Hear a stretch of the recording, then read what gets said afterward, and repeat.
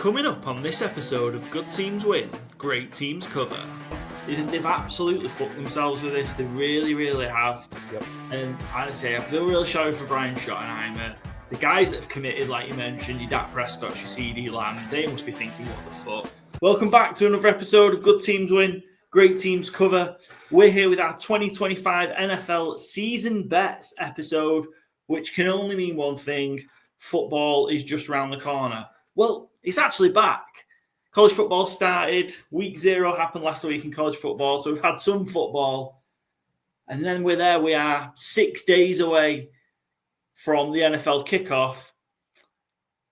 And in the last 20 minutes, the Dallas Cowboys are going to be going to Philadelphia in the kickoff game without Micah Parsons, as he's just been traded away to the Green Bay Packers for, well, we'll get into what it's for. I mean, it's for 2 firsts, Kenny Clark, but Parsons has signed a $188 million deal, making him the highest paid non-quarterback in the NFL, working out at $47 million a year. It's literally just happened. We were going to record this episode at this time anyway, and then 15, 20 minutes ago, Parsons has just been traded.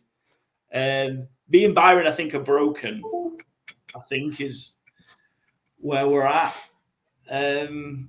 I'm amused. Yeah. Do you want to go first, Byron? I suppose this is going to be the big... We have a lot of news to talk about, but I think we're just going to talk about this before we get into our season bets, really. Yeah, I mean, from a Dallas point of view, there's nothing positive about it. Clearly, Mike Parsons, to me, is the best pass rusher in the NFL. I think you can draw similarities in terms of quality between Myles Garrett, TJ Watt. I think those are the elite 3 pass rushers in the league. But Mike Parsons just turned 26. The other 2 are coming towards the end of their careers.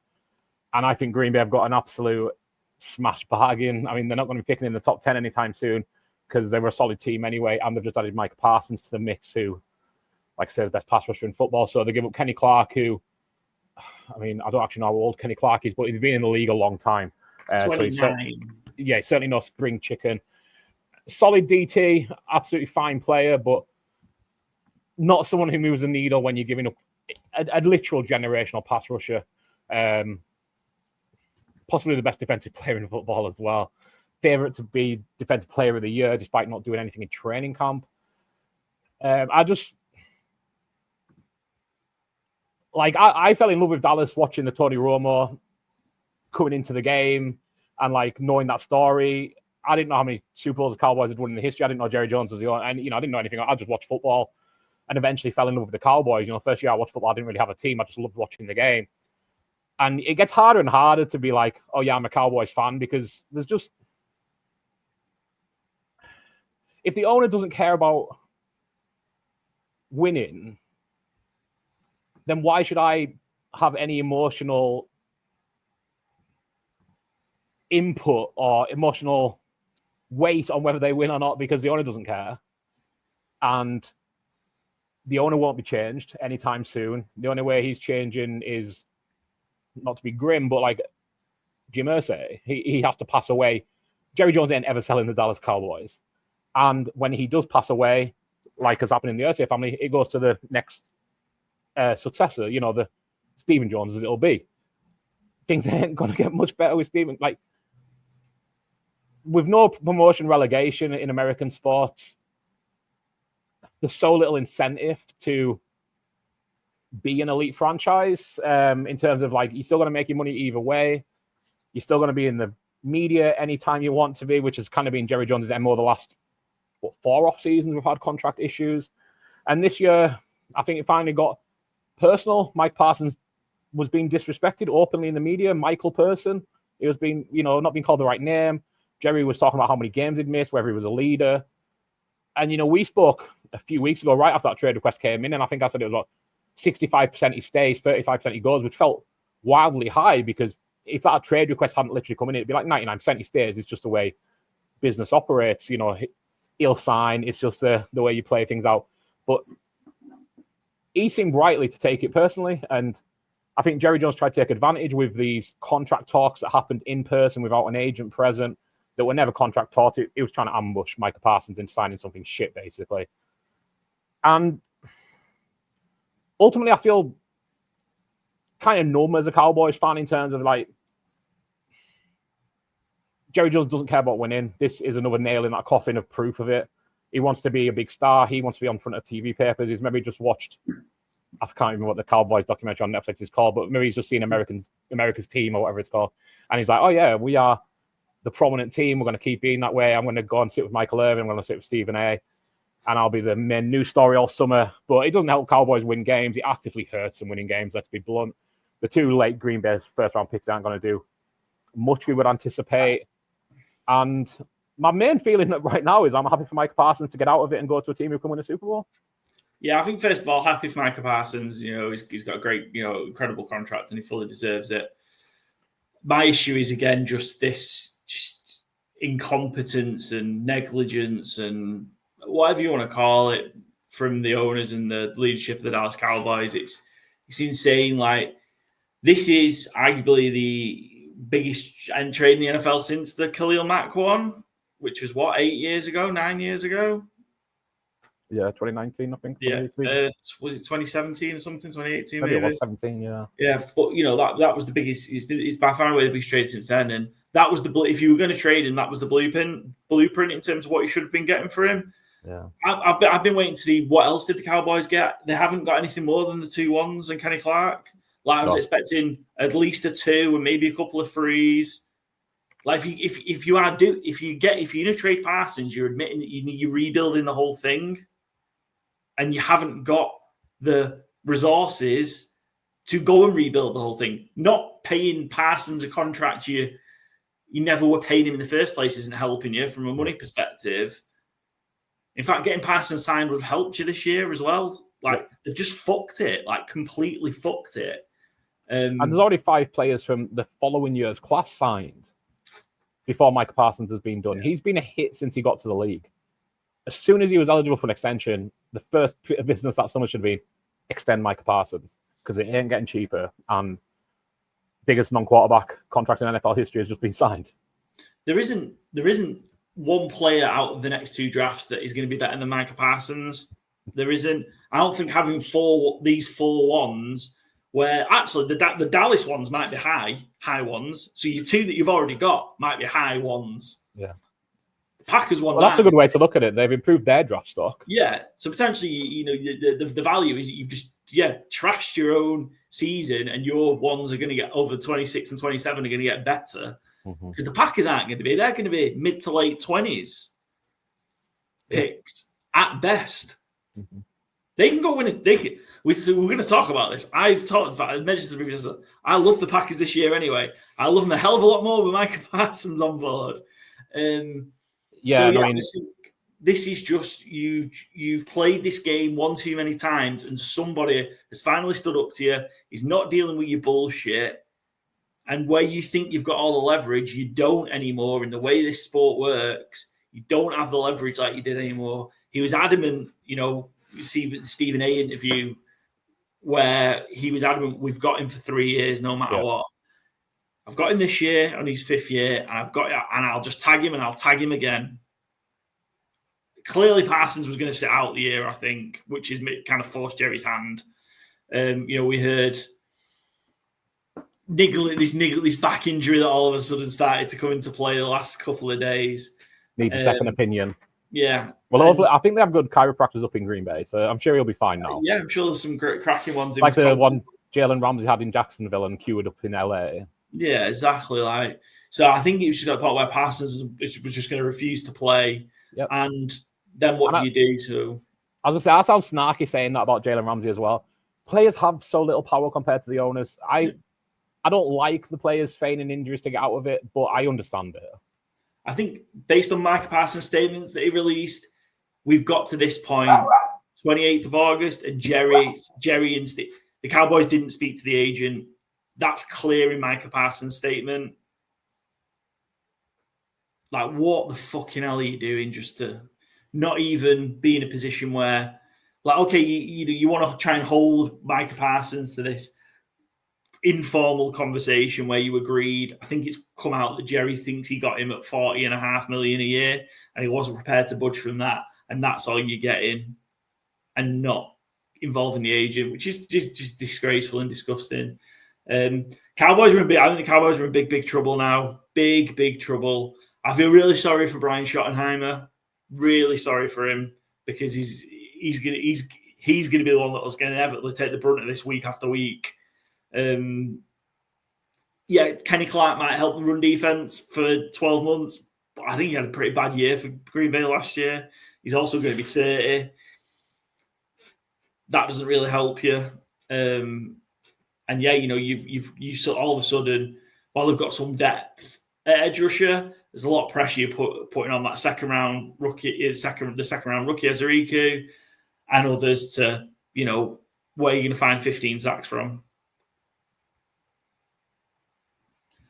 I think what's crazy, I was going to say, I think what's crazy is when there's all these like contract talks and, 49ers had it with Boss and a few others.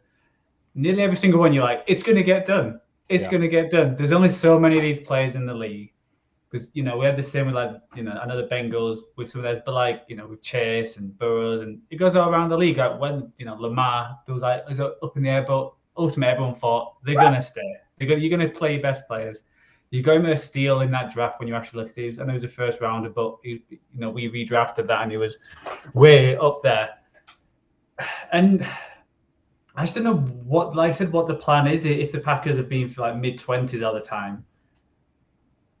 They've got a team where they're paying a lot of big players as well. So how are they feeling? How's Dak feeling? How's CD feeling when they're thinking, it's getting to not Super Bowl bust. I think they're past that now. But some of these players are wanting to challenge, and you just let go of the best player. Like you said, he's certainly up there. Yeah, the best defensive player in the league as well. And it's always strange if a team's willing to pay that money and also give up 2 first-round picks. Yeah, that says something massively. It's not even just the money. I think most teams would pay it. It's also give that draft, and where you're thinking, we don't want to give him a couple more million a year. I don't know what leads. Micah can leave.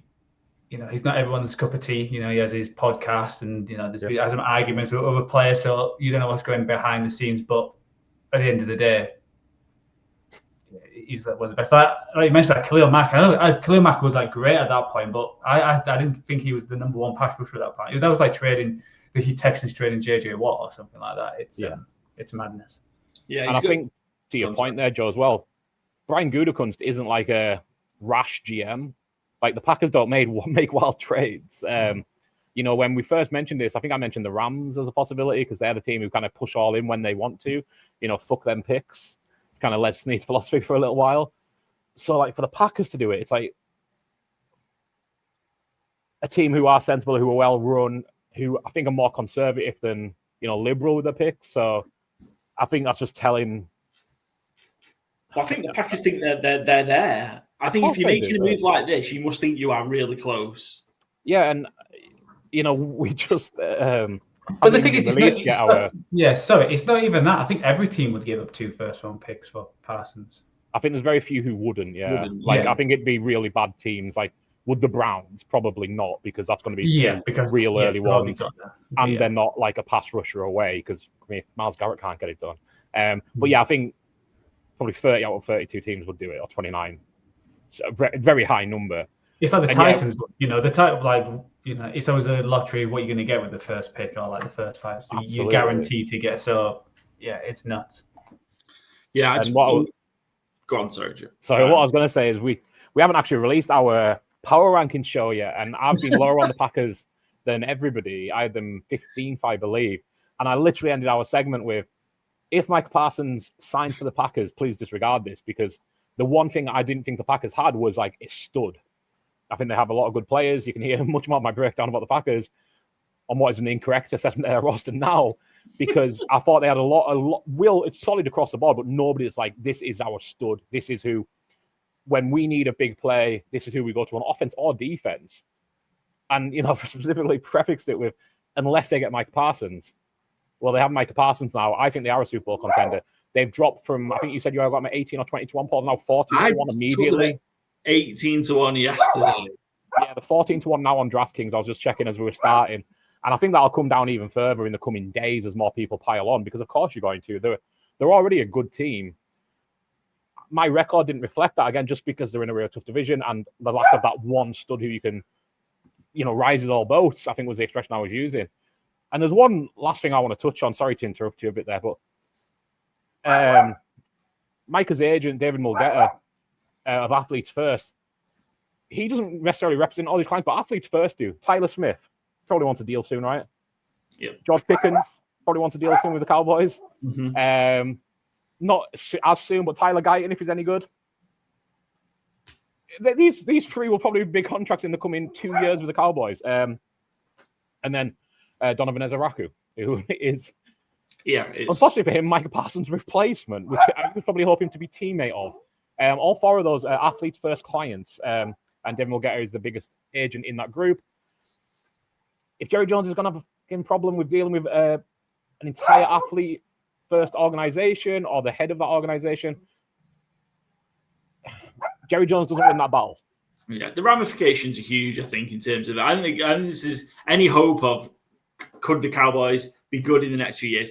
That's just gone. They've absolutely fucked themselves with this. They really, really have. Yep. And I feel real sorry for Brian Schottenheimer. The guys that have committed, like you mentioned, your Dak Prescott, your CD Lambs, they must be thinking, what the fuck? Trayvon Diggs, players like that, just like, what are we trying to do here? Because it should be about every single year. It's got to be about trying to win a championship. And while the Cowboys are miles away from that now, you've got to be doing it in stages. Getting rid of your best player, he's not doing that. Jerry Jones is getting thoughts of the Herschel Walker trade again. Like, that's not what's happened here. How many firsts does he think he's going to get when he cuts Kenny Clark? Yeah, it's not how the way it worked when they got all those picks from when they cut the 5 players that the Vikings sent their way when they traded Herschel Walker and all the picks they got. That's not where we're at. They should have got more. They should have got. I think they should have at least got at least a 2, at least a 3. The 2 first ain't cutting it. Like, it's just not enough. And yeah. I'm just stunned, truly, truly stunned. One positive. I did back Micah to join the Packers at 10-1. So, and we are a betting show, so we'll take wins where we get them. Fuck Jerry Jones, but fuck Jerry Jones. It was worth a punt, and it paid off. So fuck a little bittersweet, more bitter than sweet, but we'll always take a 10-1 win. Yeah, I like we're going to talk about this a lot more as we go. Yeah, I'm just stunned. Really, really stunned. Other news I suppose to touch on, because it's been the way we've just been recording things has been quite a big gap since we've kind of been together to talk stuff. But some of the contracts got resolved, so the other standoffs got resolved. Trey Hendrickson returned to the Trey Hendrickson. He's going to be with the Bengals at least for 2025. Sorry. He's getting an extra $14 million on his deal and is still possibly going to have the opportunity to hit the open market next year. Do you think this is a big impact for the Bengals and Hendrickson returning? And we should certainly expect to see him playing in week 1. Yeah, kind of exactly what should have happened a few months ago. Congratulations to the Bengals on beating the Cowboys at how to run an organization. Congrats to Mike Brown. You are better than Jerry Jones. I think this suits all parties. The Bengals can tag him next year. He didn't get a no tag clause in there, but I think he'll be one and done this year. He'll probably go and hit payday one last time with a team. We'll give him a 2-year deal next offseason. Maybe the Cowboys, they need an edge rusher. So. Will it be the Dallas Cowboys? I think this keeps the Bengals in playoff and Super Bowl relevance. Obviously, the defense was terrible last year, but as we mentioned a few times, defense is much more variable year to year, even with similar parts. You can get fluctuation in turnover, etc., etc. And the Bengals weren't far off the playoffs last year. If that defense improves a little or just gets some more luck, then it's very easy to see them making the playoffs, and then who knows? Other bit is Scary Terry. Terry McLaurin signs back. He's going to be with the Commanders after his kind of hold-in situation. Terry got a 3-year extension for $96 million. I think that's right. Huge. I think huge. Just to get McLaurin back because of what he gives that offense and just that deep threat. And we saw the deep ball work quite well last year, Jaden Daniels and McLaurin. But it ensures that kind of, they signed deep, traded for Debo, signed Debo, didn't they? And things like that. The underneath stuff then works. Very important for the balance of the Commanders, I think. Absolutely. By far their wide receiver one, their best pass catcher, their best defensive player that isn't a quarterback. You could say it's a little bit of an overpay for the future because he's going to be getting older, but from midpoint of last season when him and Jaden Daniels connected, he was one of the best and most productive receivers in the league. I just think, again, this is an absolute no-brainer. You can afford the money, no problem. You're not paying past year 2 years into the future. So I just think it's, again, a really easy decision for a player who makes your offense go. And they really need one, I think, at receiver, because we don't know what Deebo Samuel is. Tied in there is Brian Robinson, got traded to the 49ers because they just wanted rid. Ja'Cory Croskin-Merritt is going to take on a lot of that, first 2 down role with him and Chris Rodriguez. Not seeing much of a drop-off between them and Brian Robinson. And then Eckler will get his 3rd down work with Deebo, probably getting some as well. So, just a no-brainer. Just, again, should have done it earlier, have him in for training camp. You don't want that rust at the start of the season, but at least they got it done. Yeah. So other bits of news. We had the 3 remaining teams that we didn't know who was going to be starting quarterback week 1 announced. So Joe Flacco for the Browns, Daniel Jones for the Colts, which I think we've been banging on for a while, certainly probably since he signed in free agency. This was the likely outcome. I wish I'd took him earlier. I took it at 23-20, so plus money, maybe in May. But I feel like if I just would have taken it earlier, I think he might have got kind of 3-1 or whatever. But yeah, assuming he doesn't hurt himself in the next 9 days, Daniel Jones will be starting week 1 for the Colts. And then the last one, Spencer Rattlers beat out Tyler Shuck. And I shared it in the group with you guys, but I think kind of the best response to that was not from kind of any sort of analyst or whatever. Obviously, my partner, Jenny, she's a big Saints fan. And yeah, her sort of theory on why Tyler Shuck might have got beaten out is because his aging bones might have crumbled to dust. And that's how Spencer Rattler beat him to the job. I do always love when it's like, yeah, we're going with the younger man, so we're benching the rookie. It's like, oh, it's not normally a censure here. But yeah, I mean, Daniel Jones, a starter in Indy, and then whatever's going on in New Orleans, it really is Indiana Jones and the Temple of Doom in there. Very good. Joe Flacco was confirmed as a Browns QB1 as well. I don't know if we touched on that, but good for the Browns pass catchers in fantasy. For as long as Flacco's a starter, because he'll sling the piss out of that ball. And Dylan Gabriel backup. Yeah. And did you see who made the Browns practice squad? Oh, Bailey Zappi? Bailey Zappi's back in the league, yeah. Oh, I mean, I think he was still in the league last year, but I hadn't heard about him all off season, so good to see him still popping around. And Tony Cutlets is a Patriot. Yes, Tommy. Tony, could be Tony. Tommy DeVito, yes, caught on with the Patriots. I don't. We can talk cuts, but the Giants are just no fun. The cuts got rid of Tommy DeVito, got rid of little Jordan Humphrey, got rid of the running back named Turbo. They got rid of Jude McTominay, but luckily re-signing back to the practice squad. But just no fun. Yeah, I will say, do the New England Patriots have the best fun nickname quarterback room? I mean, Drake May needs something, but the Pastronaut and Tommy Cutlets, that's a pretty good too. Yeah. The Pastronaut. So give Drake May some kind of cool... Drake May needs something, but I mean, you've got Josh and Drake actually, I guess, with the OC as well. So Josh, Drake, the Pastronaut, and Tommy Cutlets. Pretty good naming group. Excellent stuff. And then the other bit of business is that Rashee Rice is going to serve his ban. A suspension, ban. Sounds like 6 games. So there's a weird thing where he's going to have the hearing in the middle of the season and then possibly serve a game in the second half. Serve a ban in the second half of the regular season. Seems a strange way. Looks like they've settled on 6. Well, any major implications? Sorry, they have settled on 6. Yeah. 6, exactly. When you say sounds like 6, I mean it sounds really like 6. It is 6. It is 6. Okay. Apologies. Any major implications for the Chiefs early on? I just think we'll be able to navigate it. They have got quite a tough schedule early on, though. Schedule's rough to start, yeah. But I think you just get it out the way. Rice obviously coming off a brutal knee injury as well. I think he is good to start the season, but Bit more time, I guess. Yeah. Yeah, you'd rather have the time at the start. But yeah, Chargers, Eagles, Giants, whatever. But Chargers, Eagles, Ravens, Lions. You also have the Jags and Giants in there as well. Some people have the Jags as a playoff team, so it's me. We'll chat through that. So that's a pretty rough first 5 teams to play. Yeah, so you'd be eligible to come back week 7, which is at home against the Raiders. So that's it's a softer landing than it could have been. That's kind of it. I know, kind of main focus on Parsons because it's literally just happened. But nothing else really going on. We finished our our division preview series. I had a lovely weekend in Dublin at the Aer Lingus College Football Classic.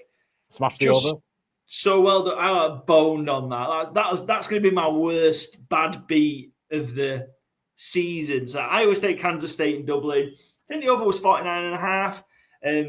There was a lot of very sloppy week 0 football, so a lot of what we'll see probably in the NFL week 1. I think 3 turnovers inside the red zone or inside the 10, I think. No points there. Missed field goal and then just robbed at the end. Just fully robbed at the end. Iowa State had a 4th and 3, just convert that to win the game.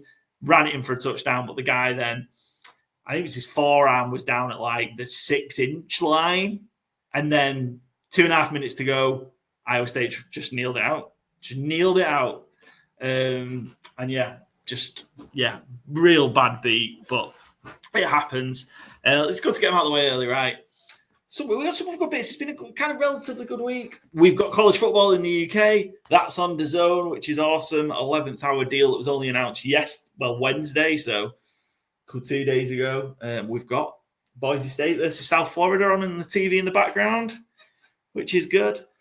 Channel 5 have picked up some NFL coverage, which we sort of knew, but we didn't know about the fucking quiz show they were going to be running while the games are on. Is it mastermind? Yeah, pretty much, yeah. So, yeah, there's that. And I think that's everything.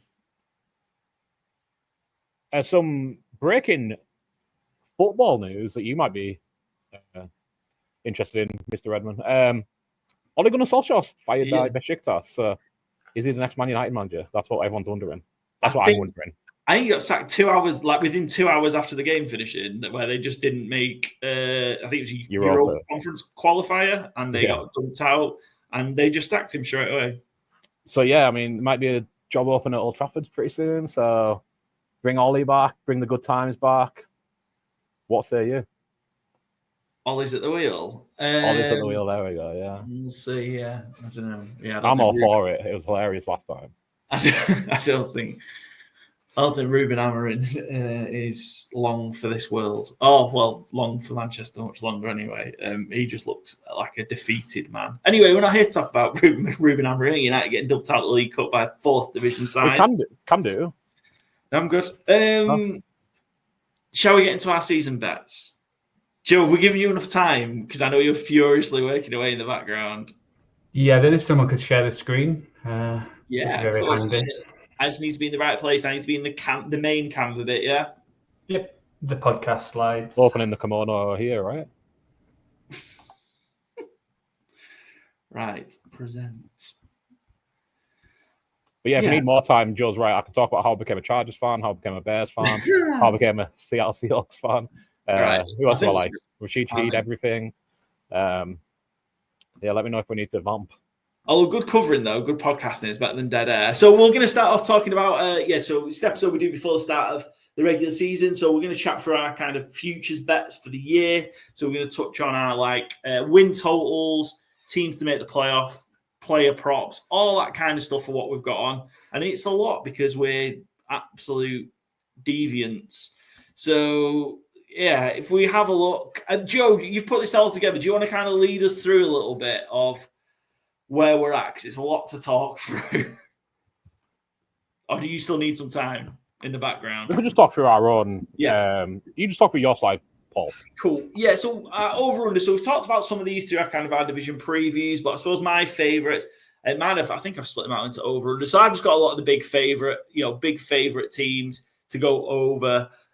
So Eagles over 11.5. So I think I looked at 12.5. I really liked 12.5 earlier on, but I've just taken a step back.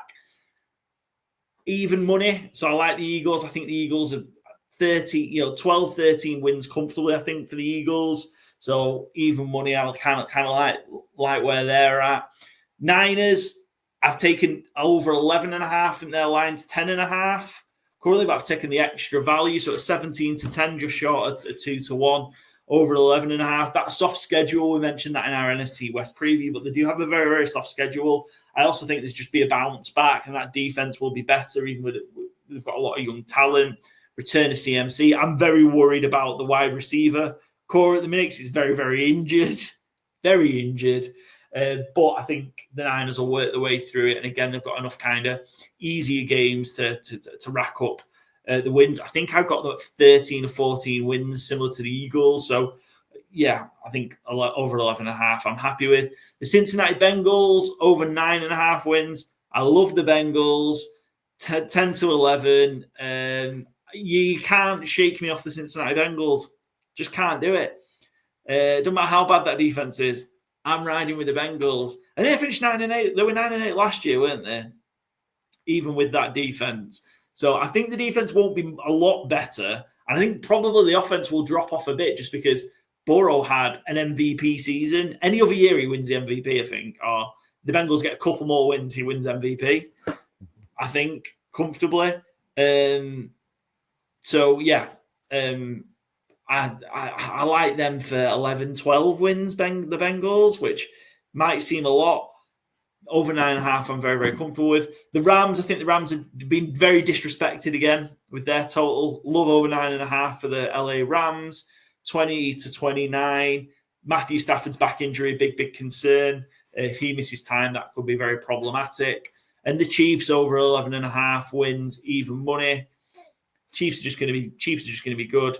They always are. Even missing Rashee Rice early in a tough schedule early. They might drop a few games early in the first half of the season, but I think the second half is very, very easy. They'll get on a run, possibly kind of win 6-7 out. And I think they'll have enough to get to at least 12 wins, even money. And I like the Chargers to be good in that division. Even money on the LA Chargers, over 9.5 wins. And they were they 11-win team last season? And they were 11-6 last year. I expect them to be somewhat similar. Again, 11-12 win team. So I love the over 9.5. They're my overs. Any sort of shout-outs there, Byron, for where you are? Have you got any sort of comparable ones? It's probably a good way to do this, actually. I don't actually have the Rams over anywhere, which I probably thought I would do. I do have them winning the division, so I like that bet. And again, I don't have the Niners. And I'm lower on the Niners talent, and I still have them at 12-5. Because I know we say it until we're blue in the face. It feels like that schedule is ridiculous. But I do have worries about the defense, especially. And I mean, it's the wide receiver room right now. But I think that'll sort itself over time. Ayuk will come back. Pearsall will be fine. Juwan Jennings will either get a new contract or his calf will heal itself because he can't afford to take the fines. So I think the Niners will get over 11.5, over 10.5. Joe's backed as well. We'll get to in a minute, I'm sure. But those are my preferred ones. And I have the Chargers as well. I have them at over 10.5, actually, just for a bit of price because kind of think the same thing. 11 wins last year. Yeah, the Rashawn Slater injury hurts, but they do put Joel at left tackle instead, and it's not exactly the biggest downgrade in the world. The biggest issue is you've got then Trey Pipkins at right tackle. And that could be an interesting right-hand side of Mekhi Becton being new to LA. He's only really had one good season, and that was as a guard, but that was in Philadelphia. So a little concern on the Chargers, but I'm still taking them over 10.5, so not really much of a concern, obviously. I'm still obviously backing and fully agreeing with you there. I think we've got some unders similar as well, if you want to go through your unders. Yeah, Joe's got a couple of similar ones. I think that LA Rams one is over 8.5. Joe, have you got over 8.5 at better odds than I've got over 9.5? That makes no goddamn sense.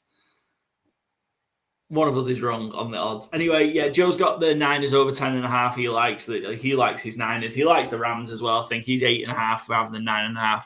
He's on the over 11.5 with the Chiefs with me as well, and over 9.5 on the Bengals. For the rest of, I suppose, my unders, the Bears, I'm just not buying the Bears at 9 wins. I think the Bears will be better. I think that division is so tough. that division is so tough. I think they might get to 8 wins, 7 wins maybe, and be better. I just think it's very, very tough. Division, I'm not sure how they're going to match up against the rest. The Colts, I talked about the Colts. Maybe I really liked under 5.5. Now, kind of Danny Dimes is set at quarterback. I think under 7.5 is a safer bet. 20 to 23, so just short of even money. I think Danny Dimes lifts the floor and probably gives you a Colts away to 6 or 7 wins. So that's why I've kind of not gone for the better odds with the under 5.5. If Anthony Richardson was the starter, was starting week 1, I definitely would be taking the under 5.5. But I'm going to go with Danny Dimes, buys him a couple of wins. The Cardinals, again, just kind of, I just don't think they've done too much to get a lot better. Better. Their first round pick, Walter Nolan's going to be starting the season on the PUP list, so he's missing the first 4 games. They need some kind of more pass rush and defensive line help, and they're not getting it early in the season. I like the Cardinals under 8.5. Again, I just don't see them as a 9-win team. Dolphins, this is a car crash. You could go less than this. I think I've just settled on under 6.5 at 6 to 4, or plus 150. I'd probably be comfortable going as low as under 4.5. I think they're going to be really, really bad. Really bad. So I love the Dolphins at 6 to 4. And I know, Byron, you've got some more bets on them later. So we'll, talk about that, I guess. Then any other your unders? So I guess the odds just needs changing on your 6.5 for the Dolphins, doesn't it, Byron? Yeah. Was it under 6.5? No, I think I went under 5.5, 14 to 5. So yeah, it's under. I've gone under 5.5 because I think the Dolphins are a car crash as well. I went under 6.5 on the Colts at 6 to 5. Agree on the Cardinals as well. I took the under 7.5 at 9.5, 9 to 5. Sorry. Do you know what's interesting about? Sorry, Anthony. Do you know Anthony Richardson has a winning record as a player in the NFL? Yeah. How wild is that? And I don't disagree that I would take an under more so if it was Richardson, but it seems crazy for all his flaws, and we're not getting into that now because that'll be longer than the Micah Parsons discussion. He still has a winning record as a player, so yeah, I can understand wanting to improve it with Danny Dimes in there, but I'm still going under 6.5 because I don't think Danny Dimes is much of an upgrade on anything as an NFL quarterback. I don't disagree that he is. I just don't think it's much of an upgrade going from terrible to pretty bad. I hate the defensive backfield. Like Ulatu is obviously a special pass rusher, or potentially a special pass rusher. I think he looked really good last year. But that DB room, I think, is really poor.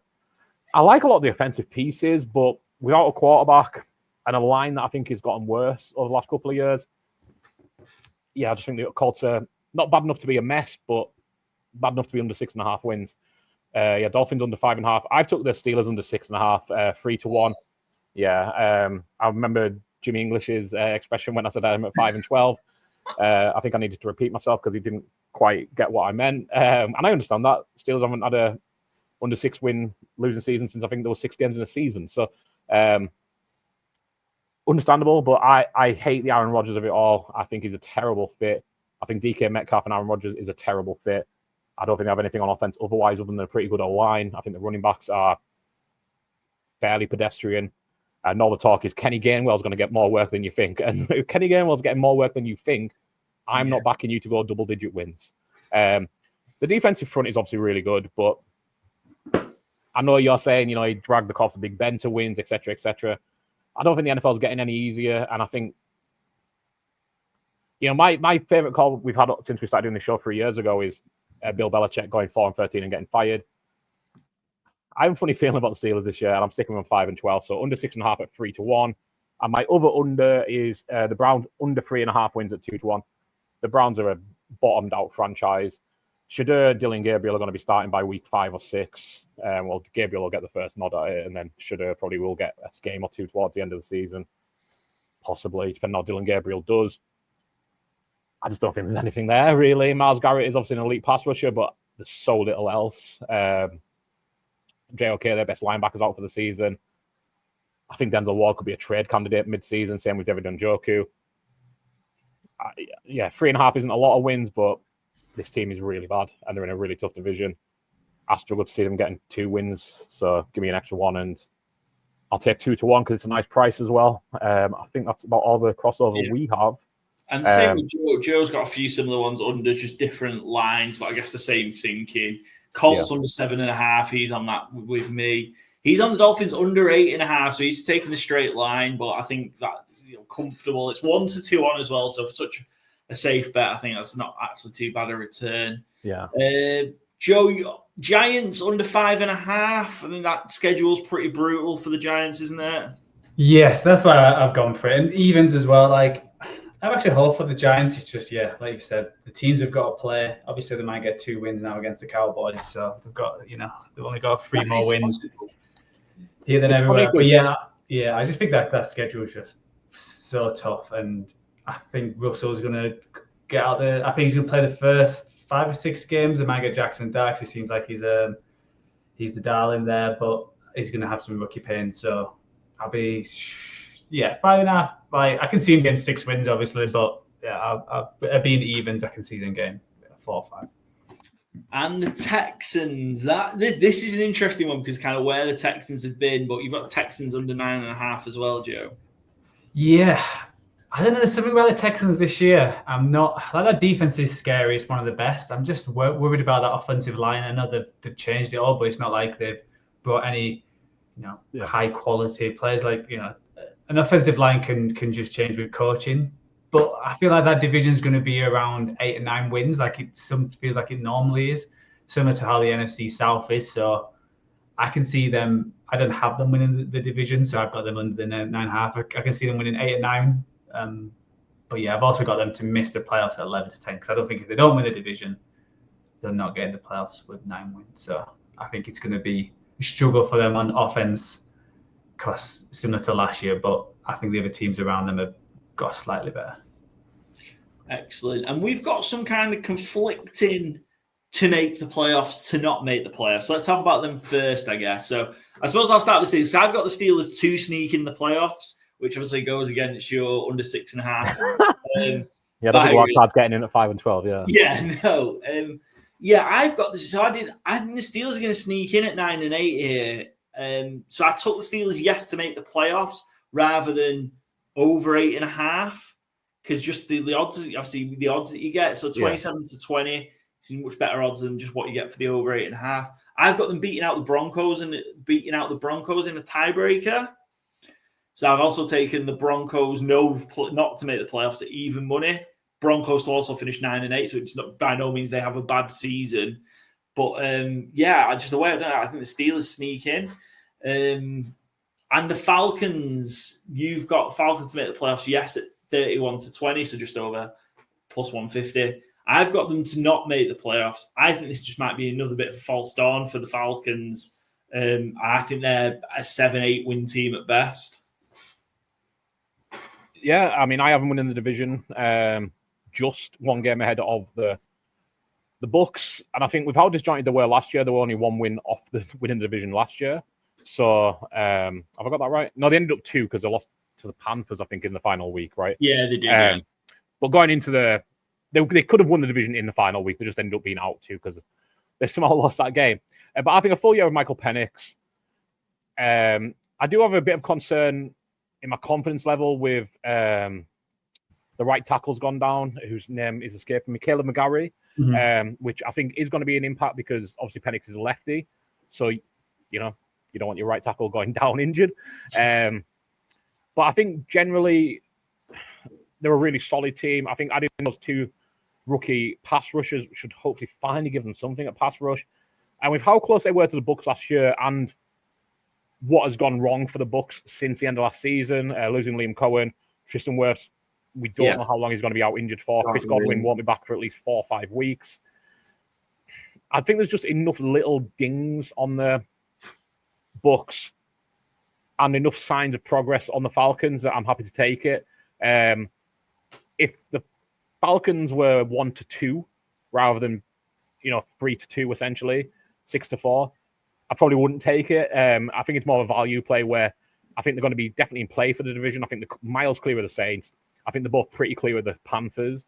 So a 2-horse race, give me the one that's priced the longest that has improved a little, as opposed to maybe got a little worse. So that's kind of my thinking there. Only other one for me I've got is the Commanders to not make the playoffs. Again, I've got the Commanders at 9-8. So again, by no means them having a bad year. Would you, if you'd known about the Micah Parsons trade and Dallas being impacted that way, would that have come off your board? Yes. Yeah, I wondered about that one, because that's one I have the Commanders missing out as well, but not by much. And I think I'd have to think, I don't have the Cowboys in the playoffs on my sheet. Neither do I, but I have them at 9-8 as well. But I think you can probably move that one game and give Washington 10 wins. In that scenario, the Commanders still don't make the playoffs with 10 wins. So the way I've got the NFC is there being quite kind of a gap, and a gap between kind of the playoff teams and not. It's more than one game. So I suppose we'll get into that as we kind of, because that's through other things. But I think Commanders will still be good. Jaden Daniels will still be good. I just think they got how many of them games they just kind of won at the death. Mm-hmm. The odds of that continuing, because I know there's talk about, it's good you can find ways to win. Yeah. That's not a consistent way to live all the time in the regular season, is it? Like, talk about it with the Chiefs, but they tend to do it in the biggest moments in playoffs and stuff like that. But not. I've seen the Chiefs do it a lot. If the Commanders do it again next season, I'll believe it going into the following season. Yeah. See, doing it once is great, but it doesn't make me a believer. So I also have the Commanders missing out. I don't have it on my sheet, but 95 is a good price. I probably would have had it on my sheet, truthfully, if I spotted it there. So I just thought it was better value than going under on the win total, which I think is 9.5. So I think that's a good call. Because the NFC has some solid teams, and 9 wins might not be enough, like you say. So cool. I just want to touch on my last couple of overs because we just went quite under. So my favorite one of my entire sheet is the Jags over 10.5 at 4-1. I agree with Joe on the Texans. A lot of concerns there. I don't think 10.5 is that crazy of a win total to be 4-1 for a team I have as a favorite to win the division. We already mentioned the Chargers. Me and Joe both over 6.5 on the Jets.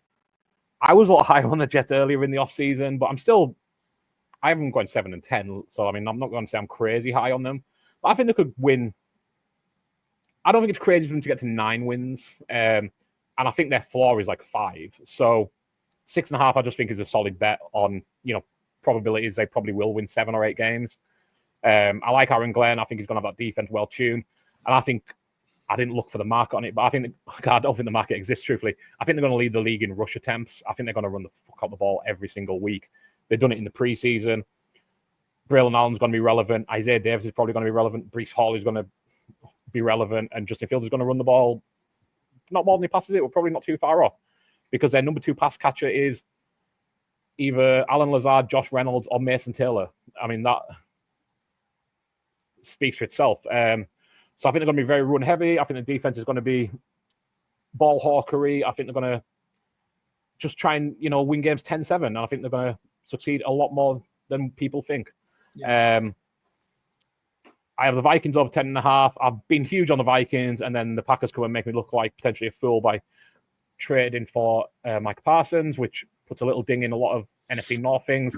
And then I have the Jags going over 10.5. I also have them making the playoffs at 7-10, and I have the Vikings over 10.5. Also have them going to playoffs 2021. I did have the Packers as a no for the playoffs because it was a good price. But thankfully, Joe gave me a heads up of, do you want that removed as they've now signed Micah Parsons? That space is in the bottom right-hand corner. That is what that little space is in the bottom right corner, I Packers no. And the Packers probably do make the playoffs now. Probably 3 teams from the NFC North, I think. But I'm not betting it right now, and my no disappeared. Thanks, Joe, for giving me a shout on that. I don't know if Joe's at his mic or not, but I can talk through what's left of Joe's over-unders. I can talk. I can talk. Wonderful. Yeah, cool. Yeah, so you mentioned the Rams. So, it was over 10.5. I actually had, that's why it was 27 to 20. Agreed with you guys on a lot of stuff. I've got the Panthers under 6.5 at 11 to 10. I just feel like it's going to be another 6-win team. I think it's going to be another teething season for them. So higher than evens I did like them odds. You chat about most of the other ones. Yeah, the 49ers, yes, to get there again, it's 1-2 on, so it's fairly favourite. It's just with the favourable schedule that I do believe they're going to get in. And similar to Paul with the Bears, I've got them not making the playoffs at 4-9. I just think it's such a hard division. I do feel sorry for Bears fans and that team because I think they have progressed and they have got better, but unfortunately, doing a tough time. So I've got them not making the playoffs again. We'll move on. Just we've been recording for about it's obviously a lot longer than we were planning just because of the Micah Parsons stuff. About nearly a dozen of our kind of previous guests have reached out and messaged me just asking me how I'm doing after the Parsons trade. So shout out, community is strong. How many laughing emojis? Yeah, no, not too many. I think it's been pretty nice. Respectful. Yeah, respectful. So appreciate everyone checking in. But we're all good. We're just punting on the entire fucking season before it started. Moving on to our division conference Super Bowl. I think there's a mix of bets here because I'm on that. But Joe, do you want to kick off first? And I'm sure you don't really mean it's for the Niners to win the NFC East. Sure, no, that should say West. Sorry about that. It should. But yeah, so start. Obviously, you really fancy the Niners to win the NFC West 8-5. Yeah, I just think with that schedule, I think it's going to be between them and the Rams. I think they're both going to get 11-12 wins. But just the Niners have got them 3 games where they've got easy opponents. So I did like them odds. I've got the Bucs to win the South evens. I just think they're just consistency and they've actually improved some of their strength as well. So I do like the Bucs, even though I do always worry that they always somehow only win 9 games every year when it feels like they should be a lot stronger. The South, I've got the Jags at 3-1. Just talked about not if the Texans would win any. It's actually the Jags I've got to sneak that division. And then I got a little threefold just with the Eagles for the NFC East. The Chiefs to win the AFC West and the Bills to win the AFC West, and if you put them 3 together, it's 3-1. Consider just on the Eagles, just because we talked about this at the start of every season. Nobody's won the NFC East back to back for 20 plus years since the Eagles did it last. Can the Commanders get close to the Eagles? Because it certainly won't be the fucking Cowboys.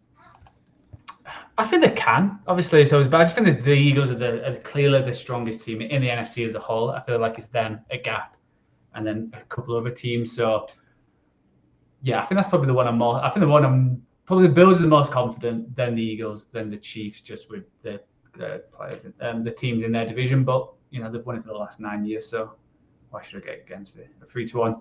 And then my other 2 bets are just the Rams to win the NFC at 10-1 and the Super Bowl at 20-1. I think they're one of them teams, if they can get into the playoffs, that they can beat anyone, which they nearly did last year against the Eagles. Yeah, very dangerous if they get into the dance. Byron, you like them so much that you've got them to beat the Niners to the NFC West. Yeah, this has been my favorite bet since pre-draft. Basically, as soon as free agency finished, and they got Devontae Adams in to replace the corpse of Cooper Kupp. 2-1 for the best team in the division to win the division seems kind of wild to me, given the 49ers schedule, and I don't think it'd be close. I do think it's close because the 49ers have the schedule they do, but I'm just going to bet on talent winning out, and Matthew Stafford's cryonic chamber that's fixing his back every week will continue to do so. Fingers crossed. Falcons to win the South, 43-20. Give me over 2-1 on, like I said, 2-horse race. I'll take it. NFC North, Minnesota Vikings, 7-2. Hopefully that goes up in price now that the Packers just added Micah Parsons as well. Double down on that. I've already took it at 7-2, but if you're going to give me 9-2 or 5-1, I will take it again. Jags to win the division, 3-1. And then some kind of longer shot conference bet. Vikings to win the NFC or to win the Super Bowl. To win the conference is 11-1, to win the Super Bowl 25-1. I just think they're built the right way that you want to do in January football. Got on the trenches. I think the Jordan Mason edition is a really, really solid one. I think he's a better runner than Aaron Rodgers. Certainly better runner than Aaron Rodgers, but also a better runner than Aaron Jones. I think Aaron Jones is a more well-rounded player, but I think that's a really good 1-2 punch. And I think I've said it before, and I kind of feel it's a little outlandish, but when you watch Jordan Mason run, he reminds me of Arian Foster, the way he reads that zone so well and cuts so smoothly. I'd love to see him get a workhorse job. I don't know if it's coming.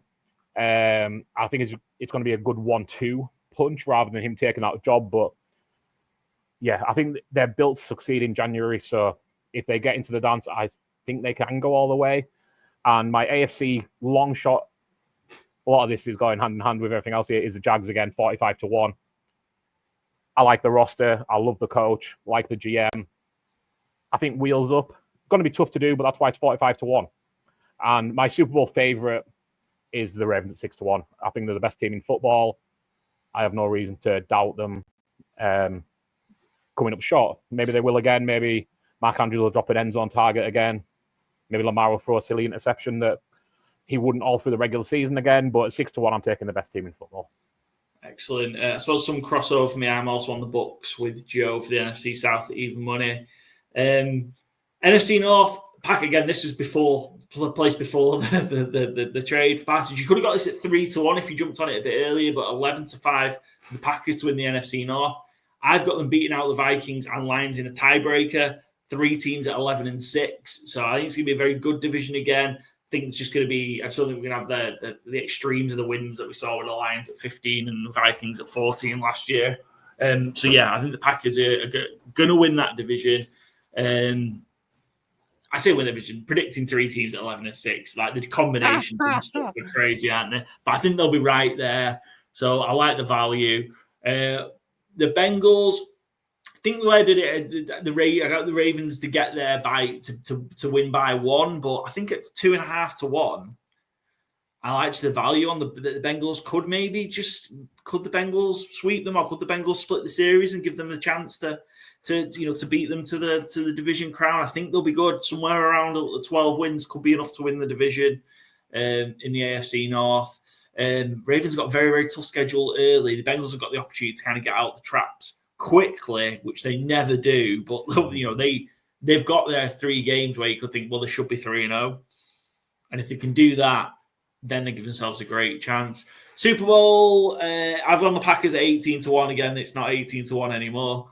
But yeah, on that again, I really, really do think this, outside of Parsons, this young team's getting better and better, and I just think actually they can take quite a big step this year. Then throw Micah Parsons into the mix now. I think that's insane. And I also might kind of where I do think it's going to happen. I think the Buffalo Bills are going to get it done finally. Josh Allen off the back of his MVP, whether he should have won it or not, you can talk about it all day long, but he did. They've got to get that kind of monkey off the back in terms of the Chiefs. I think they might get their way through the playoffs without having to play them. I think somebody else might take out the Chiefs for them, but then they've just got to be ready to take advantage of it. And 13-2. I think the Buffalo Bills over Eagles I'm going for in the Super Bowl. Buffalo Bills to get it done. 13-2, and then there'll be one hell of a parade in Buffalo come February time. Whew. Excellent stuff.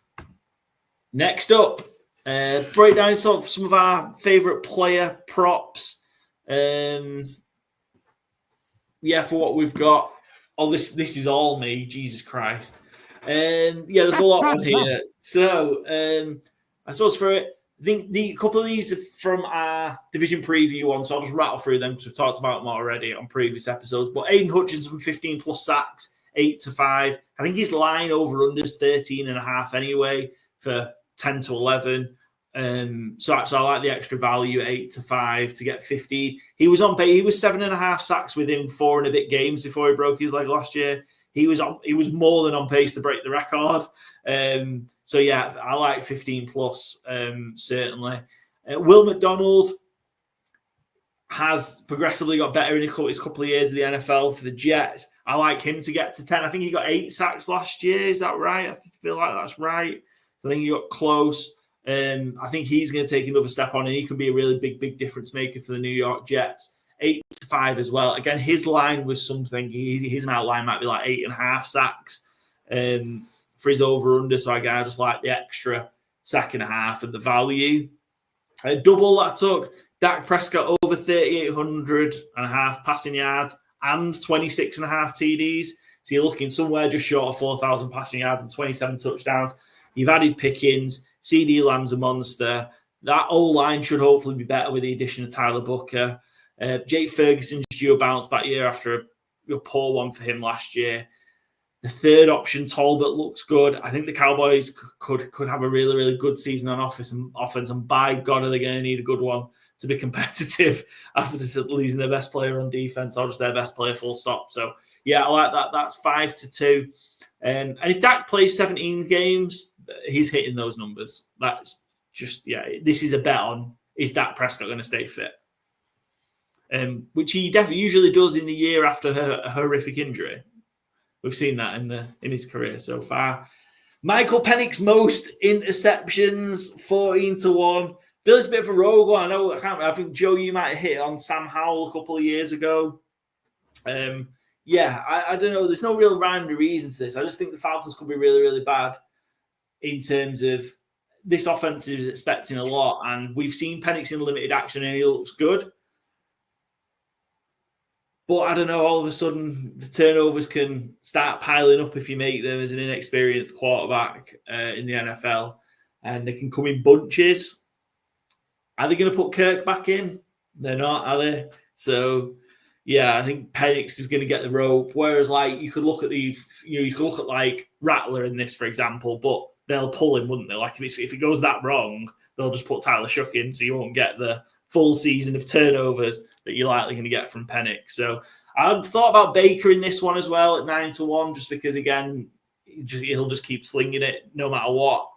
I like Penix in this. Nico Collins, most receiving yards in the NFL, 17-2. Again, he was on pace to have a monster year last year before he got an injury in the midway point of the season.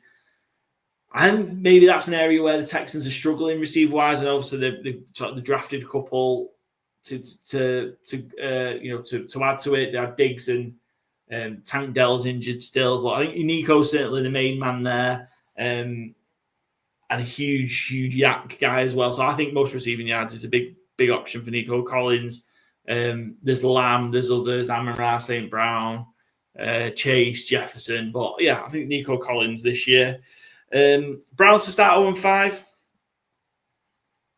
They've got a real bad run to start as well. Bengals week 1, I think, is their hope to win a game early on, but 0-5 start, 17-5, so just better than 3-1.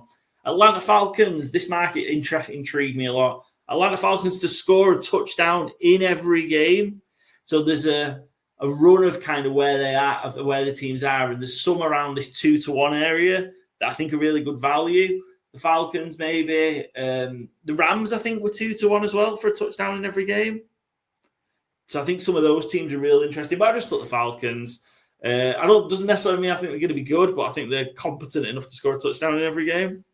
I like that follows from Michael Penix is going to break down and throw the most interceptions in the league. Also, he's going to have a touchdown. Well, not he. They are going to have a touchdown. They don't necessarily contradict each other. It just made me laugh. Yeah. Hey, it doesn't even have to be the offense that scores the touchdown. It can be exactly, yeah. And Bijan will probably score a few himself. So yeah, there you go. And you've got kickoff returns and punt returns. There's the whole thing done. So I like that. I think that market's quite interesting. Watch this now, week 1. Falcons do not score a touchdown. And funny enough, they missed. There was one game last year, regular season game, where they didn't score a touchdown. They were 16 out of 17. Packers and Lions, top 2 in the NFC North. Again, the way I've done it now is that I've got a 3-way tiebreaker. So it does sit Packers, Lions, Vikings, I guess. But 2-1 for that. Top 2 in the AFC South, Texans, Jags. I think, again, them two are just a step ahead of Titans, Colts, or more than a step ahead. Like that at 2-1. AFC East exact order. Bills, Patriots, Jets, Dolphins. Again, Bills by far and away the best team there. The Patriots are ahead of the Jets, and the Dolphins are going to be an absolute disaster. So I like that 11-2. And then this one, I think I've bet every year and not made it. Longest field goal made just in the NFL, over 65.5 yards. So a 66-yarder or above. No preseason action, regular only, right? Yes, regular season. Sadly, it doesn't include the preseason as it would. But I think someone's going to make it. You've got your candidates there. Aubrey. Was it Cam Little. Cam Little nailed a 70-yard one in preseason. Someone's going to get 66 plus. I think the record goes this year. I haven't bet it, but I think I've said the same last 2 years as well. Aubrey's bound to do it. This team has nothing else. Give Brad and Aubrey the record. I don't care if it's second down. Just give him a fucking shot at it. Yeah. Cool. That was a lot. I appreciate that's a lot. That's probably terrible to listen to if you're listening to it on Spotify or Apple Podcasts or whatever. But Byron, Jesus Christ, you've got more than me. Byron, what have you? And I just posted in our chat that I'm annoyed. I missed one off. So let's start out. Most receiving touchdowns. I have gone for Rome Odunze, who had the 7th most end zone targets last year in the NFL. Didn't convert it all into touchdowns, obviously, but there's now 15 end zone targets vacated between Keenan Allen and like Gerald Everett, like peripheral pieces that have gone up for grabs. Rome Odunze done that despite having the 69th out of every receiver in the league and tight end first read rate. So he's not necessarily was Caleb Williams' first read last year, but when they got to the end zone, he was his first read. Like I said, 7th highest in the league. He's number 1 wide receiver all through camp. Ben Johnson is glowing. Caleb Williams can't stop throwing him the ball. He should not be 150-1 to lead the league in receiving touchdowns, in my opinion. He done well in that category last year with Caleb Williams playing like he'd never seen a football before. I think he's going to be the alpha receiver in Chicago. I think they're going to score quite a lot of points. I think Ben Johnson's going to bring a lot to this offense. And I don't think there's anybody who... I don't think DJ Moore's a red zone target. I don't think Luther Burden's going to be. Olamide Zacchaeus is not.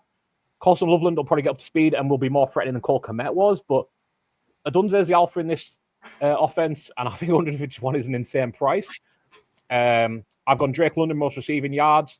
We like to talk about the Falcons' offense on this one, don't we? Just ultimately, who else is going to throw the ball to?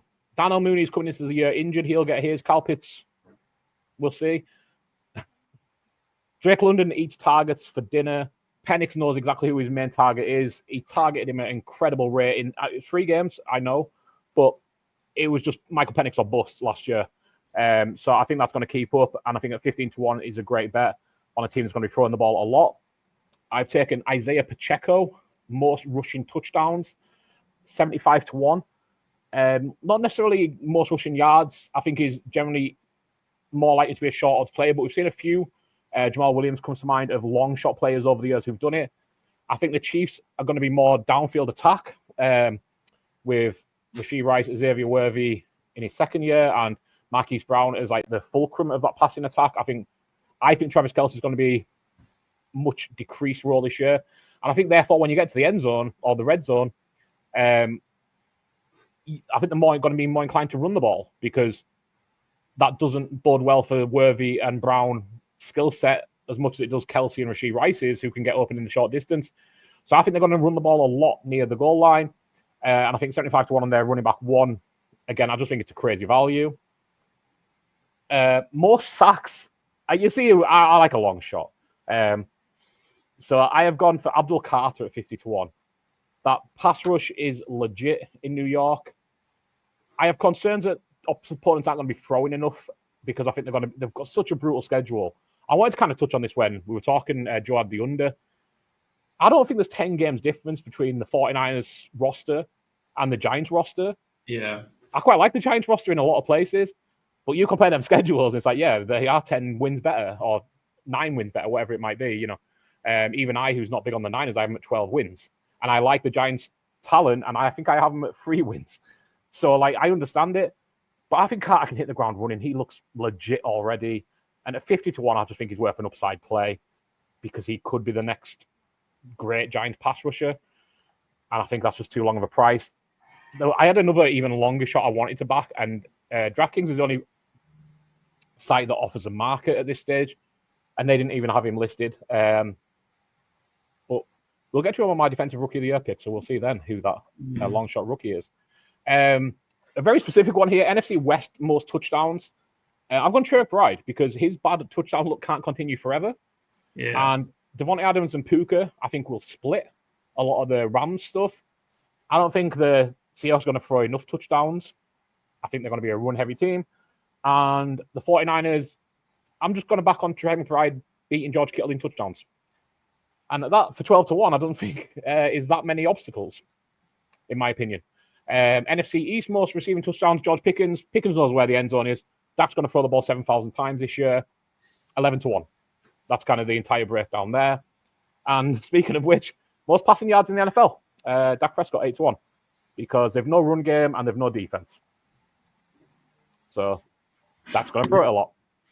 I have the Dolphins' fewest wins at 20-1. I have the Saints to get their first win versus the Panthers at 40-1. That is in week 10 and week 15, I believe.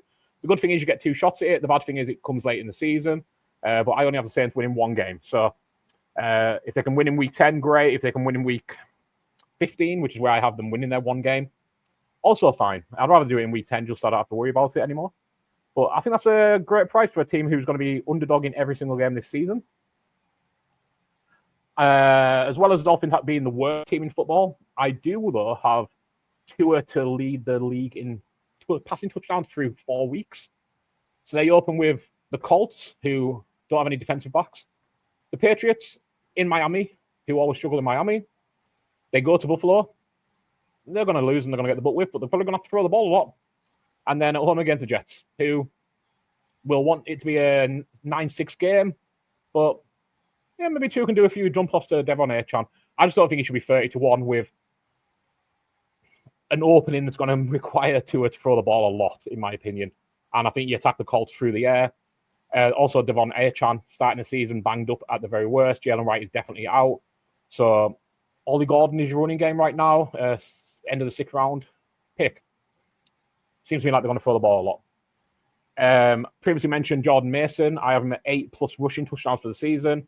2-1. Again, just think that's a really good value on an offense that's going to score a lot of points. Nick Chubb to get over 1,000 rushing yards, 5-2. I wish I'd taken this earlier. Joe Mixon is on my do not draft list. I won't be taking Joe Mixon in the last round of our home draft. So if you guys want him at any point and I'm on your turn, I won't be taking him. I'll give you that for free. It was quite the adventure being on the Joe Mixon over 1,000 yards last year. It really was. Yeah, and I mean, Joe Mixon was trash for a lot of the season, and he got over 1,000 yards. If Nick Chubb plays a full season, he gets 1,000 yards. I'm not 100% sure he does, but a 5-2, I think it's a good bet. Woody Marks doesn't scare me. Joe Mixon doesn't scare me. I'm not sure if Joe Mixon could outrun me right now, and I'm not hard to catch. So, yeah, I think Joe Mixon might be done.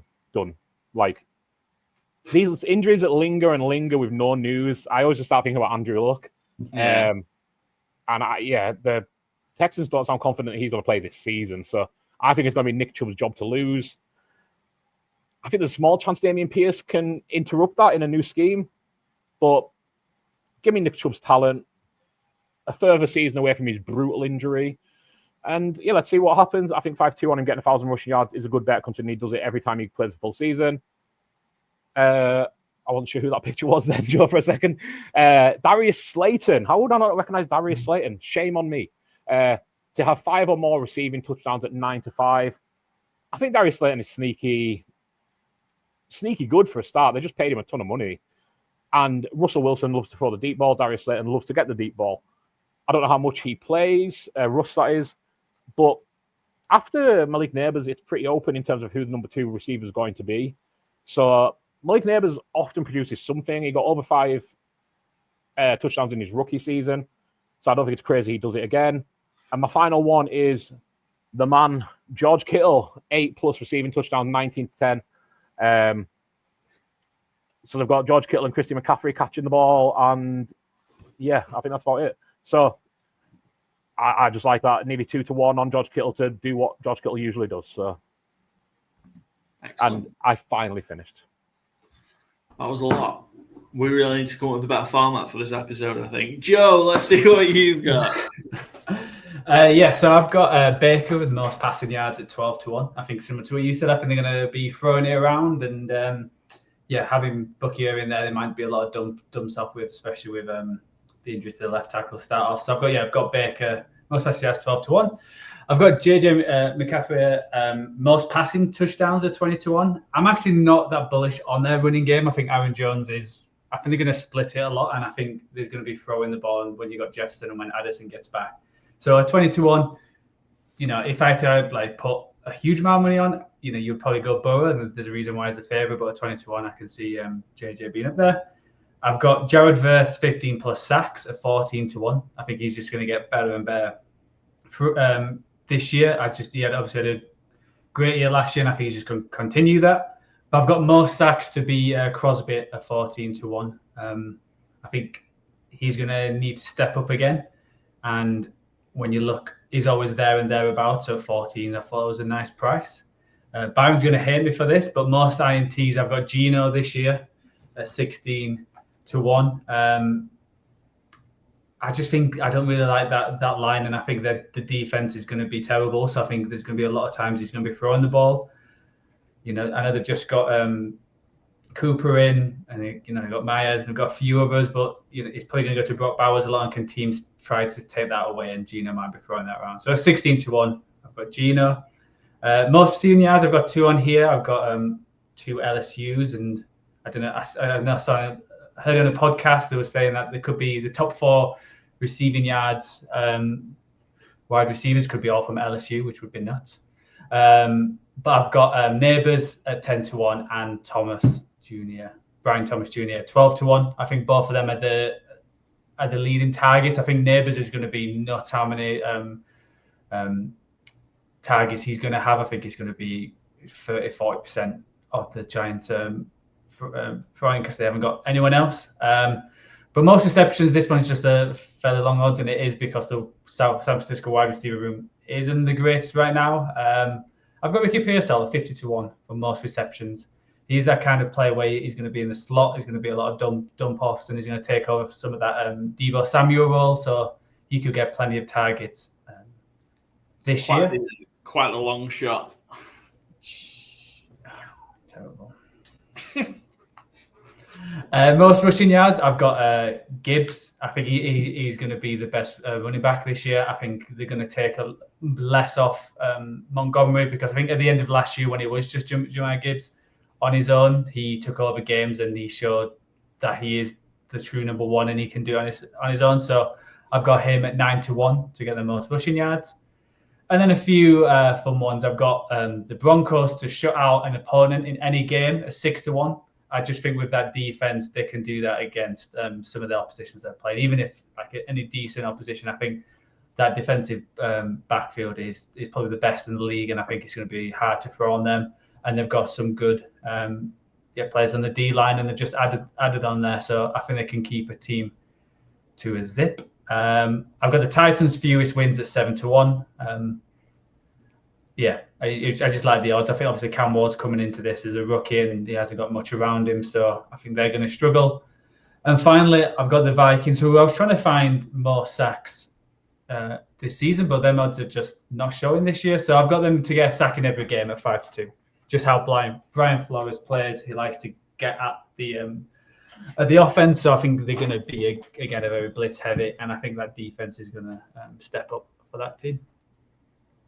Excellent, good stuff. Right, yo. So now it's the awards. Yeah, we've got the awards. Excellent. So MVP. Me and Joe both gone for Joe Burrow. It's one of our MVPs. 6-1. Is his favourite? Is it 6-1? Is it Lamar still that's favourite? Yeah. But I like Burrow at 6-1. I've also taken Jordan Love just on that. If the Packers do have that great season, it could be that Love kind of has a monster one with it. I'll just say mine since you've already said Burrow. So I've got Purdy at 28-1. That's just because with that record, with who they're playing, he could put up some monster numbers, and doing 13, 14 games, and no one's had it like a crazy. He nearly won 2 years ago. So I think if it's a similar similar season, and with their schedule, he could pile on some yards and some wins. So at 28, I do like that one. Excellent. And then Byron, you've got 3 shouts for MVP. Yeah, one favourite, Lamar Jackson, 11-2. He's been the MVP, in my opinion, every year with Todd Monken. Might as well go 3 for 3, even though he didn't actually get it last year. Boo. Long odds, 75-1. I previously backed it at 100-1. JJ McCarthy. If the Vikings are as good as I think they are, a quarterback on a team like that is normally up for consideration. So, like Joe said with Brock Purdy at 28-1, just take longer odds on JJ McCarthy. I mean, their win total is also projected less, so that does make sense. And then the final one, the most unique player in the NFL, 200-1, Travis Hunter. If anybody's going to be the first wide receiver, non-quarterback to win it in however many years, then why not be the player who excels at two positions? And like I say, I have the Jags win the division. I'm going 12-5. If Travis Hunter goes over 1,000 yards and contributes meaningfully on defense, then that narrative can take off. Excellent. Good stuff. Offensive player of the year. I would say Chase can consider himself extremely unlucky not to have won it last year. Triple Crown winner. That's crazy. But obviously, Saquon Barkley exists. So, I've got Chase at 9-1. Maybe just kind of, he doesn't need to necessarily reproduce that. He just needs to have probably a very, very good year and a little bit of maybe we owe him one sort of thing. And I've also taken CMC at 20-1. I think he could have a really, really big year. Again, just same reasons why we're saying anything positive about the Niners. They're going to have the chance to beat up on some really bad teams. Stack the yards, stack the touchdowns. You could get involved in those conversations. And CMC can do it.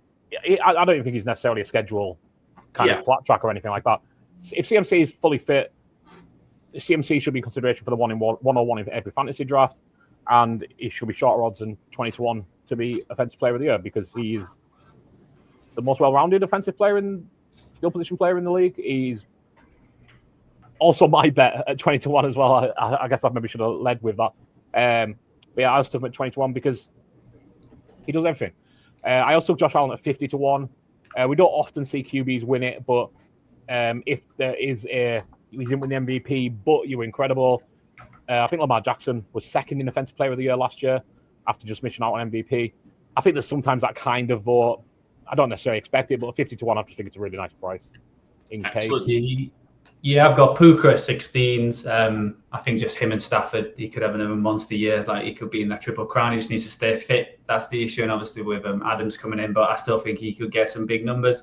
And then I've got Brian Thomas Jr. at 35, just a bit further. It's just if the Jags have the great year, which me and Byron expect them to do, I think he's going to be that number one right receiver, and he's going to be in contention for the most yards offensively. Excellent. Defensive player of the year, I've got a couple. I'm the same as you, Joe. Jalen Carter, 20-1. I really, really like. And then just kind of somebody for me who's a perennial contender, TJ Watt. If the Steelers are going to be good, he needs to have a huge, huge year. If he does have that huge, huge year, he's going to be very close to Defensive Player of the Year. That's just kind of the logic behind that.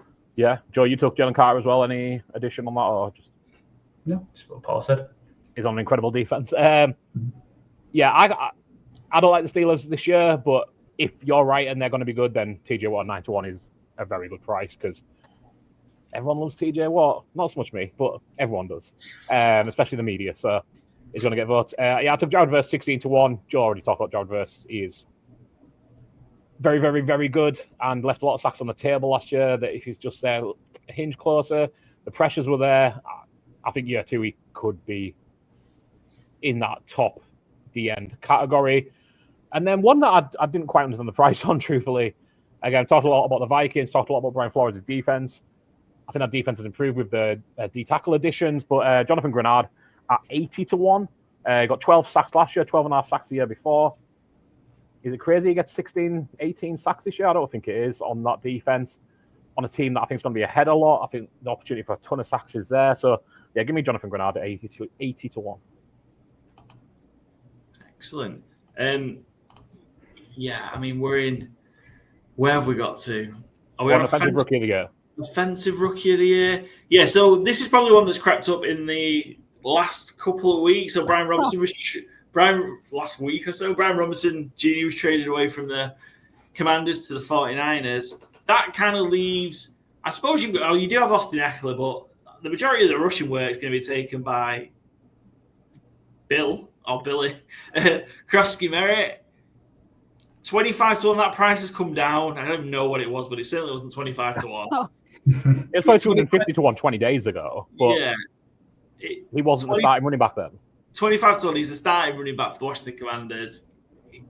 If he has maybe like a 1,200-yard season, somewhere, I don't think he necessarily has a monster season, and I think he could be right in the mix. Yeah, it doesn't always go hand in hand, but a great rushing quarterback can make things easier for a running back. Doesn't always work out that way. Sometimes they just take the ball off them. But if Jen Daniels opens up lanes and Bill Cosky-Everett hits them, remember the Alfred Morris season 2012? Yeah. When RG3 done the exact same thing for Washington. It's easily doable. And yeah, very narrative award, come out of nowhere. If Washington do win 12, 13 games, not impossible, then yeah, I think this will be looking good come December. I triple dipped because I couldn't decide. I've been banged on the price though here. Emeka Egbuka is not 11 to 2. Emeka Egbuka is 18 to 1. So ignore the text here. Just listen to me. 18 to 1. I've already said I think he might be the highest scoring Bucs wide receiver in fantasy, and that includes Mike Evans and Chris Godwin.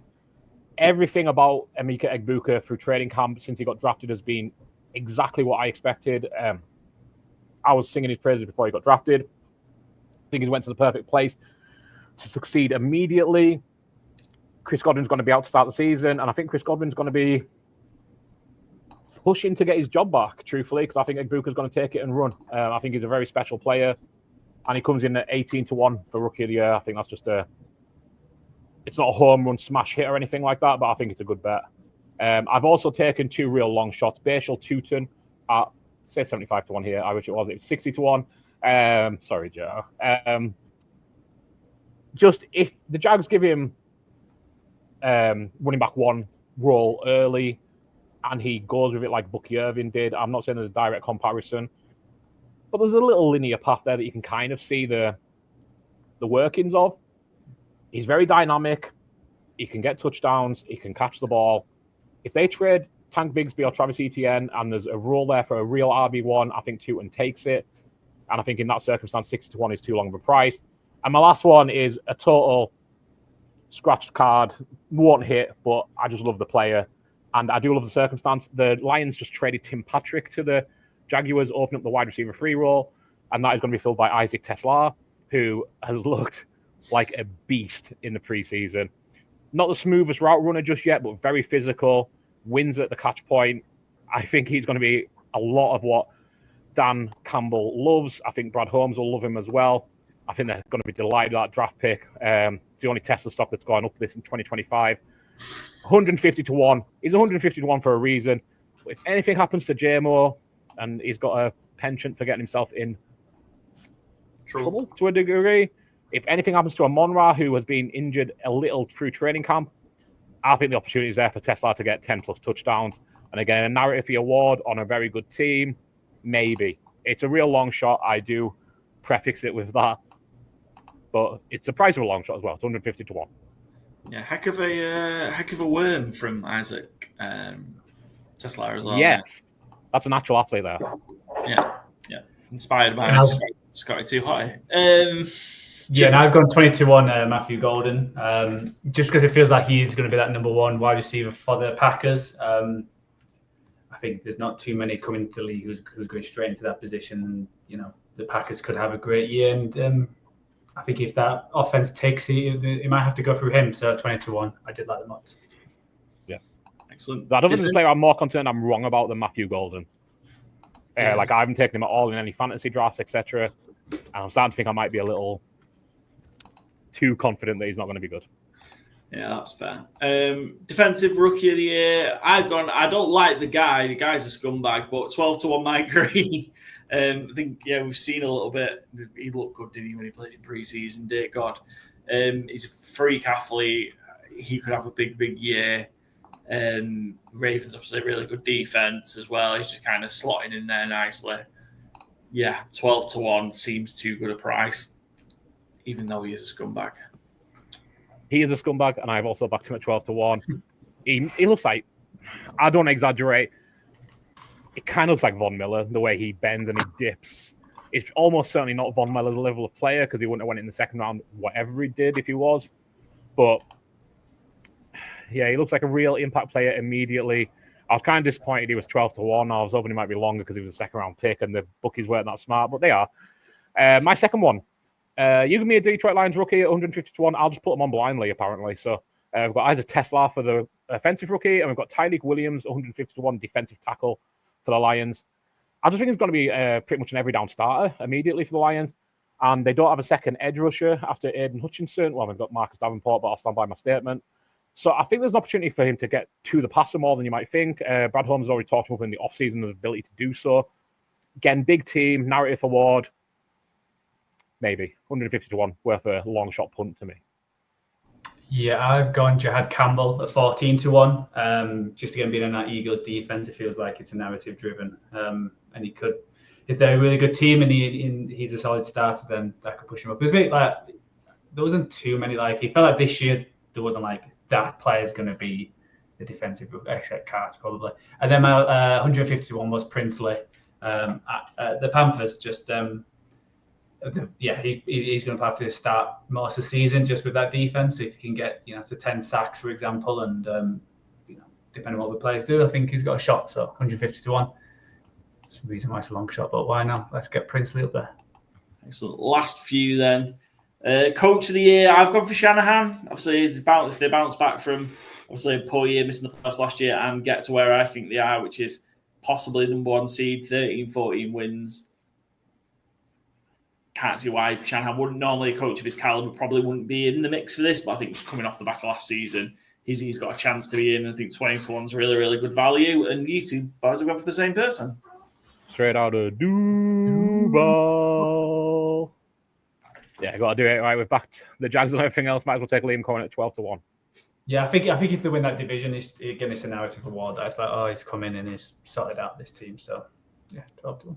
Little fun fact: 13 coaches got Coach of the Year votes last year. Every single one was in the playoffs. So, yeah, give me 12-1 on Liam Cohen making the playoffs. Is how I'm taking it. That is not how that bet works. It goes a long way. I mean, it does, but the Jags aren't 12-1 to make the playoffs. That's how I'm taking it. Got it. Right, okay.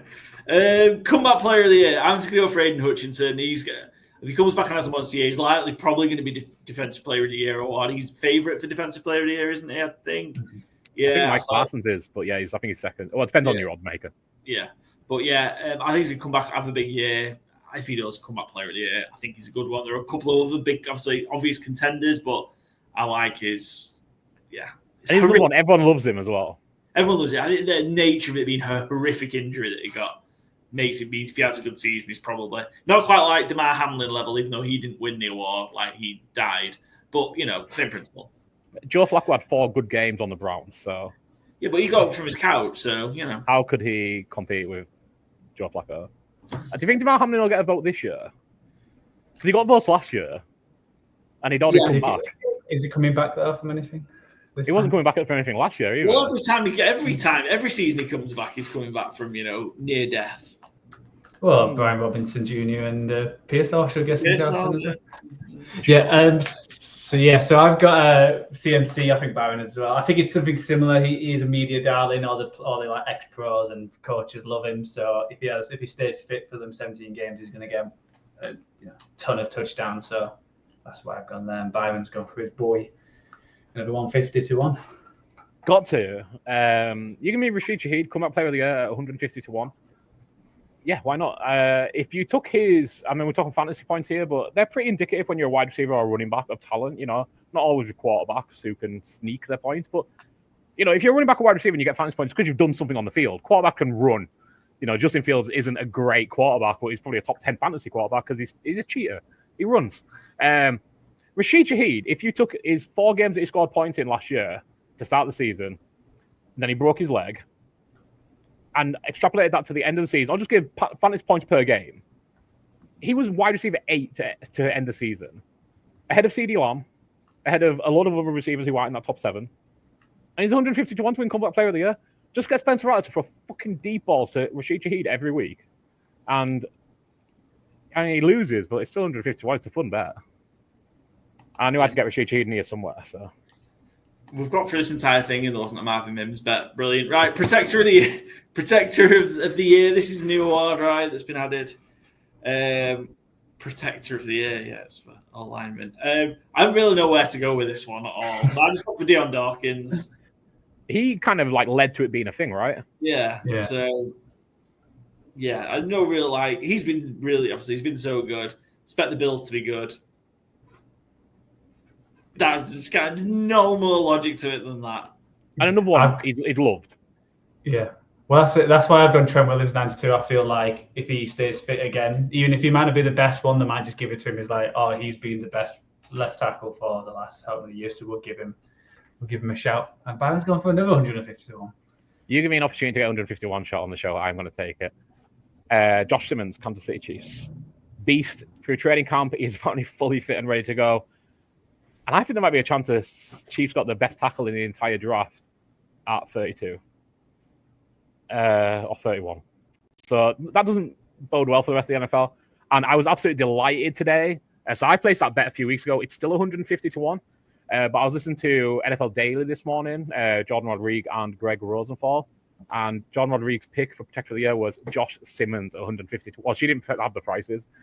So I had to send her a little blue sky thing to say, and I was so pleased to see she was on the same page as me. Because if Patrick Mahomes has a big season, if Isaiah Pacheco has a big season, like we're saying, who's going to be, the reason why? He's had so many issues with tackles over the years. Josh Simmons comes in as a rookie, and that line becomes dominant again, question mark. No Joe Tooney there anymore as the big, media name. And yeah, give me 150 to 1 shots that I can defend, and I will take them. Right. Cool. Let's run through the season predictions. I'll do it quickly. So AFC East, we've all got the Bills. North, Paul's Bengals, me and Byron, Ravens. South, me and Byron, Jags. Paul, Texans, and we've all gone the Chiefs, AFC West. Wildcards, Paul is Ravens, Chargers, Steelers. Byron's is Broncos, Chargers, Patriots, and I've gone Broncos, Bengals, Chargers. So very similar, just the Patriots and Steelers and Texans are the ones which NFC, we've all got the Eagles there for the East. The North, we've all got different. Paul, Packers, Byron, Vikings, I've gone Lions. For the South, me and Paul have gone Bucks. Byron's gone Falcons. Me and Paul's gone 49ers. For the West, Byron's gone Rams. And then Paul's got Rams, Lions, Vikings. Byron's 49ers, Lions, Bucks. And I've gone Rams, Packers, Commanders. Do you two want to take the opportunity to put the Packers as your NFC North winners, or include them in the playoffs if you've not? I would probably put them in the playoffs over the Bucks if I'm redoing it. But I did not have time because Micah Parsons got traded 20 minutes before we started recording. And then finally, for the AFC, Paul's got, for this winning Super Bowl, Paul's got the Bills versus the Eagles, and the Bills winning. Byron's got Ravens, Eagles. I've got Ravens, Rams, and we've both got the Ravens winning the Super Bowl. And that's it, guys. We've made it through the season predictions. Yes. See for week one. Well, preview. Wait, whoa. There is our bonus power rankings. Don't reveal the secrets here. We've got a power rankings episode that'll just drop early Monday, and then we've got our week one preview, which will come out Wednesday, I think. Probably Wednesday or Thursday. It'll be before Cowboys get demolished by the Eagles in week one. There's your preview. And then we're into preview review for 18 weeks till we get to the playoffs, and we'll be doing the same thing. So we'll have great guests each week coming, talking and taking on our challenges. Lots of bets. I've decided that I'm just going to have the best gambling season I've ever had. Just decided I'm going to do it. I've decided you're going to have the best gambling season you've ever had as well. I've decided you're going to have the best gambling season you've ever had as well. Yes. Mr. 67%. He's back. 67%. I just want to hit one of these 150 to 1 rookies. That's all I'm after. I mean, bearing in mind how my start in college went, not so good, although it's got a bit better while we've been recording. But yes, we're there. Football is back. Let's do it. All right, gents, it's been a pleasure. Hopefully all of your bets hit, apart from the ones that directly contradict with mine. But, the main part, best of luck. Hopefully you've found some winners, or it's, sparked some thoughts that of what you might want to back. Please gamble responsibly, of course, not like us. Just don't place as many bets as we do. I think that's just general good advice, I think. Just back the winners. Yeah, just back the ones that win, yeah. Just pick the winners, it's easy. Gamble responsibly by picking winners only. There we go. And we'll see you Monday for our power rankings. Make sure you follow Good Teams Win, Great Teams Cover. You can get the pod on Spotify, Apple Music, Podbean, Overcast, YouTube. You can also follow us, GTW_GTC, on all the socials, X, Twitter, Instagram, Blue Sky, TikTok. We'll see you on Monday.